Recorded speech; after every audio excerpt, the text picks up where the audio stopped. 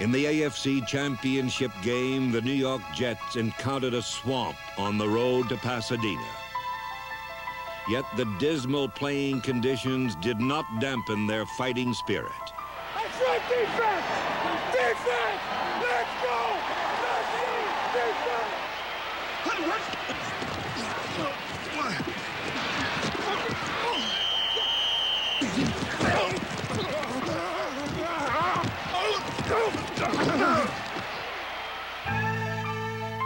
Despite a courageous defensive effort, a 14-0 defeat ended a season in which the Jets traveled a high road to success. Indeed, it seemed all they did was travel. Their last 6 games were played on the road, and they recalled pro football's bygone barnstorming days as they constantly took wing from one destination to another.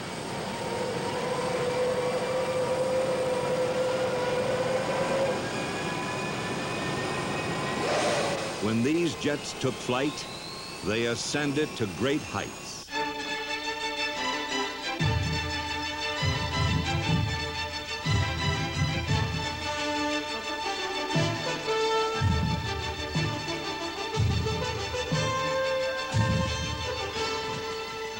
They were both physical and elegant, and capable of transforming a sport into an art form.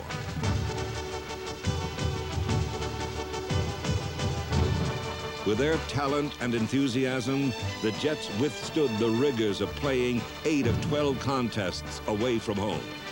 Their 8-4 record included 5 victories on enemy turf. Circumstances thrust the 1982 New York Jets into a new role, and they acquitted themselves with honor as the Road Warriors.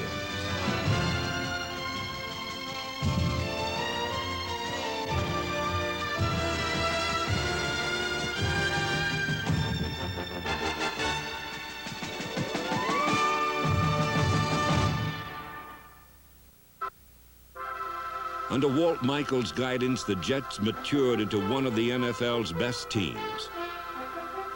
With Michaels' postseason retirement, offensive coordinator Joe Walton becomes the man in charge for 1983. He assumes command of a team that in 1982 got its first glimpse of glory in New England. In week 2, the Jets rebounded from an opening day defeat with a well-balanced 31-7 victory. But a knee injury to Joe Klecko cast a cloud over the team's future. Then a players' strike put that future on hold. 8 weeks later at Shea Stadium, the Jets resumed the season against Baltimore. They picked up right where they left off, as number 24, Freeman McNeil, keyed a 37-0 victory. Richard Todd calls signals on a second down and hands the ball off to McNeil in the backfield, breaks a tackle of 30, 25, 20, they go all the way, 50, 10, 5, touchdown, New York Jets. Back to pass, Tottenham play action, loops it to McNeil all alone at the 50. Look past the 5, looking for a block, Gaffney gives it all, touchdown. This second-year pro was the dominating runner the Jets have long sought. We have a saying every Monday and Tuesday when we get the game plan ready. What new way can we get the ball to number 24? So we're always looking for, another play for him or ways we can get him the football, and we're going to continue to do that. From the very start of the season, McNeil was off and running to start it. In gaining more than 1,000 yards in 12 games, he displayed a dashing, slashing style. He stunned opponents with a wide range of skills.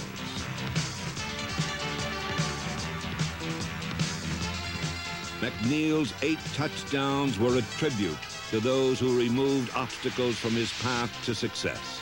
When you got the big guys up front like I have, it makes my job a lot easier. And I tell you, coming to a team like the New York Jets and running behind the line like I run behind it is magnificent. Tackle Chris Ward, number 72, and Stan Waldemore, number 70, manned the left side of this explosive line. At center was Pro Bowl and All-Pro selection Joe Fields, number 65. The right guard was durable Dan Alexander, number 60, while Pro Bowl tackle Marvin Powell, number 79, was also accorded All-Pro honors for the 4th time. These behemoths erected a blockade for a versatile convoy of runners that included number 42, Bruce Harper, Marion Barber, Dwayne Crutchfield, Scott Durking, and number 35, Mike Augustiniak. And of course, there was a force named Freeman McNeil, who finished 1982 as the NFL's leading rusher and emerged as one of the game's brightest new stars. Number 99, Mark Gastineau, Abdul Salam, number 74, Kenny Neal, number 77, and number 93, Marty Lyons, formed a defensive line that met every challenge head-on. Ben Rudolph, Barry Bennett, and Rusty Gilbo lent support to a pressure-inducing charge from which there was little hope of escape. Salam exemplified a unit that not only out-hustled foes, but out-muscled them as well. Neal displayed determined second effort as Klecko's replacement.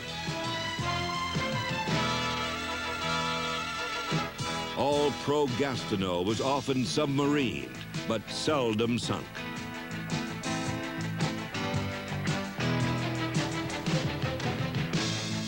Despite double and even triple teaming, Gastineau recorded 8.5 sacks in 12 games, enhancing his reputation as a one-man wrecking crew who can demolish an offense faster than any defensive lineman in pro football. Joe Klecko's injury forced the sack exchange to become the pick-up-the-slack exchange.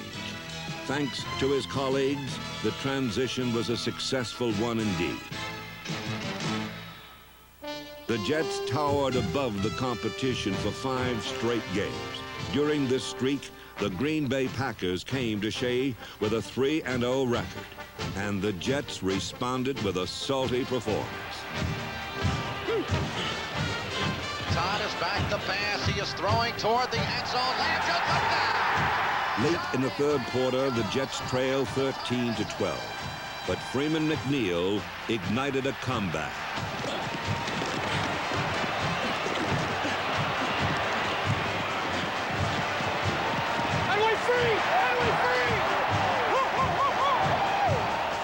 McNeil's 36-yard run enabled Pat Leahy to bring the Jets from behind for the second and final time.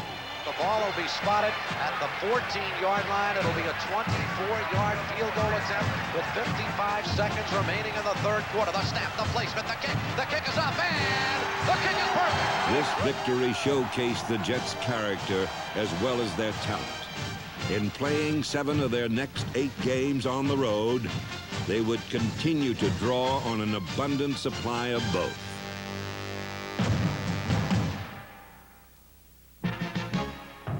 During 1982, the Jets cast an imposing shadow over the NFL. With each victory, they increased in stature. While their deeds earned them a fearsome reputation, they continually had to prove themselves. Game time had all the earmarks of a frontier showdown. It's like a gunfight. It's almost like high noon. You know, it's like a Randolph Scott or Gary Cooper Western. The quickest draw. The Jets demonstrated their fast draw in untamed regions. A Monday night excursion through Lion Country saw triggerman Richard Todd pass for 384 yards, including 3 touchdowns to Wesley Walker. Todd, straight drop, throws to the far side. Walker all along the 40. Breaks away. He's going to get a touchdown. The 30, the 20, the 50, 10, 5. Touchdown, New York Jets. Todd drops back to pass. Rolls a bit to the right. Throws deep to Walker. Got to stop the defender. Touchdown. In the fourth period, the final Todd to Walker scoring pass secured a 28-13 victory. Throughout the season, a wide receiver with red-hot speed and a cool, confident quarterback propelled a passing attack that was at once both efficient and breathtaking. 1982 again established Wesley Walker as one of the NFL's foremost big play threats. Walker and Lamb Jones, number 80, provided the Jets with a pair of speed demons who bedeviled defenders. Jones earned respect as he began to fulfill his vast potential. Todd's targets also included number 81, Derek Gaffney. As an alternate wide receiver, Gaffney was a peerless possession specialist who averaged nearly 19 yards per reception. There were more good hands people in tight ends Mickey Schuler, number 82, and Jerome Barkham, number 83. This high-flying aerial circus had the perfect ringmaster in Todd, who finished the season as the AFC's third-ranked passer. With his poise, maturity, and sure touch, Todd joined the top flight of NFL quarterbacks. Just as Richard Todd turned Joe Walton's offensive philosophy into action, so too did Greg Buttle bring defensive coordinator Joe Gardy's concepts to life. Number 51 embodies the blue-collar work ethic of a line-backing core that succeeds with concentration rather than flash. John Woodring, Ron Crosby, and Stan Blinker, number 54, spelled further trouble for foes, as did number 1 draft choice Bob Crable, number 50. In this hard-hitting, hard-hat contingent, underrated Lance Mell, number 56, led the team in tackles, while stealing 4 passes in 12 games. Interceptions were the specialty of an opportunistic secondary that included Jesse Johnson, Johnny Lynn, and starting strong safety Ken Schroy, number 48. Starting cornerback Jerry Holmes had a nice arrangement with reserve Kirk Springs. On this play, Holmes, number 47, knocks the ball away, and Springs gets the interception. In the playoffs, Springs repaid the favor by knocking the receiver away. An AFC regular season high 5 interceptions were produced by number 40, Bobby Jackson, who is small in size, but large in tenacity. During the year, Darrell Ray, number 28, had 4 interceptions and averaged nearly 50 yards per return.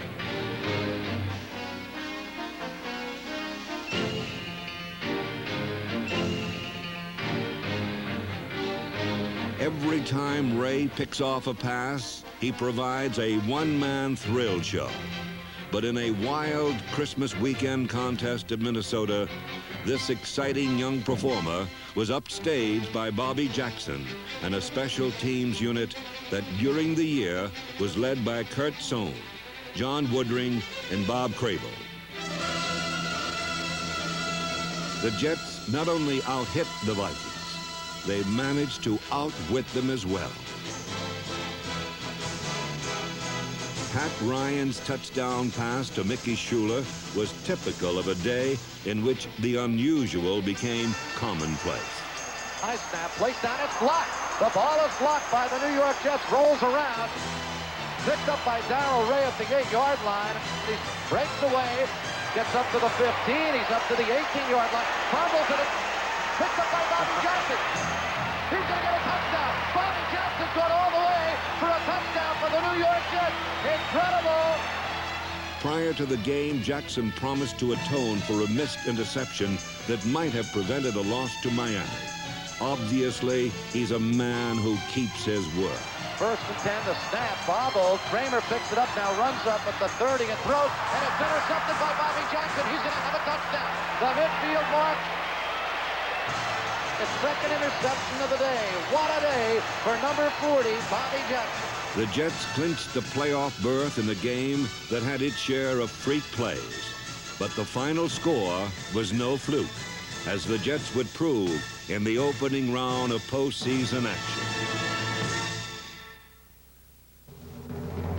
At Cincinnati, many figured the Jets would be constrained by the defending AFC champion Bengals. But after falling behind 14-3, the Jets busted loose in a big way.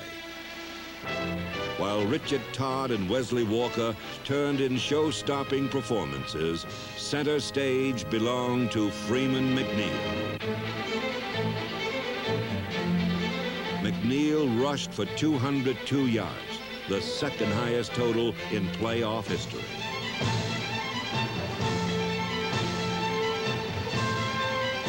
In addition to running the Bengals ragged, McNeil also threw them for a loop. Todd hands it off to McNeil, right side. He throws the option pass. Gaffney alone, touchdown! Touchdown, New York Jets! Talk about a wrinkle! Here's McNeil, right side, turns inside the 15, the 10, the 5, he's got a touchdown! Freeman McNeil goes the right side, follows blockers, and gets into the end zone untouched. A 20-yard run. The young man is here. He has arrived. He is definitely an all-pro.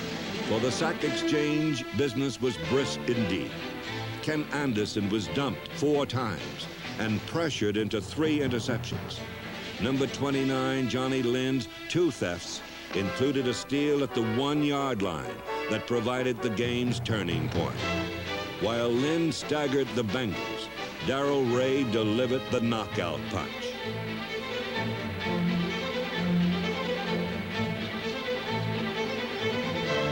Ray's record-setting 98-yard interception return was part of a 21-point fourth period that powered the Jets to a 44-17 victory, their first postseason win since 1969.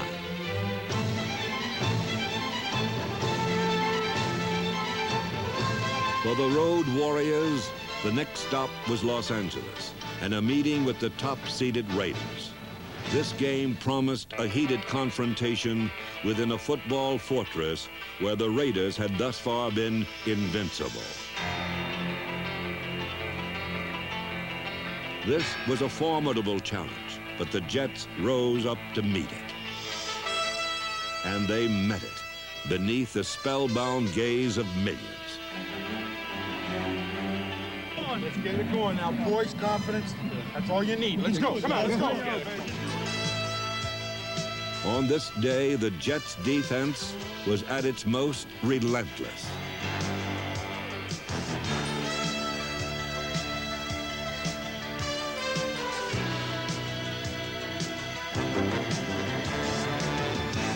Last foot left.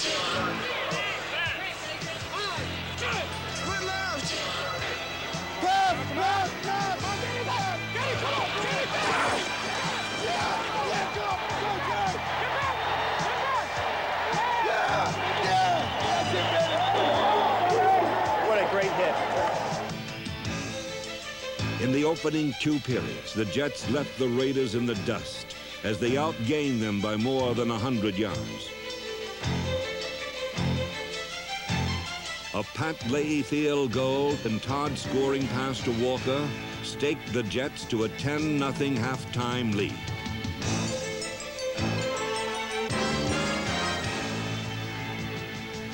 But in the third quarter, the Jets were forced to run for their lives.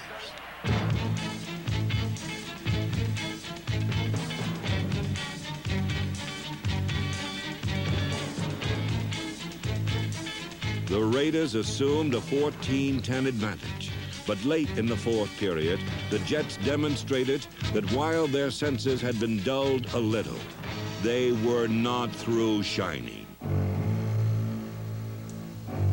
In the heat of battle, Todd kept his cool, and in the face of one of pro football's most intimidating teams, the Jets mounted a scoring drive that was electrifying in its swiftness. 4:59 remaining, 14-10 LA. McNeil the lone setback. Taj roughs back the pass. He's looking deep for Wesley. A step on the defender. He's got it at the 2 and rolls into the end zone. It's going to be ruled out at the 1-yard line. Todd to Wesley Walker at the 1-yard line. It's called a go-off for the New York Jets. Todd gives to Scotty right side. Touchdown! Touchdown, New York Jets! Scott Durkee gets into the end zone, and the Jets have taken the lead, 16-14. I tell you, either we have a lot of transplanted New Yorkers out here, or a lot of people came out for the game because the crowd, at least maybe they appreciate the Jets' last drive. Yet the drive was but a prelude to a frenzied finish of a spirited battle of wills. The Jets apparently had the battle won when Lance Mel picked off a Jim Plunkett pass with 2:49 remaining. But then, just as suddenly, they seemingly lost their grip on victory. Incredibly, the Jets faced still another test of their character, and they passed it with flying colors. Plunkett back to pass. He pumps, fires over the middle. Lance Mel intercepts at the 25. He's at the 30. Lance Mel comes up with his second interception here in the fourth quarter. The Jets have the ball back. They can run the clock out. The Raiders do not have any timeouts remaining, and the Jets appear on their way to the AFC Championship.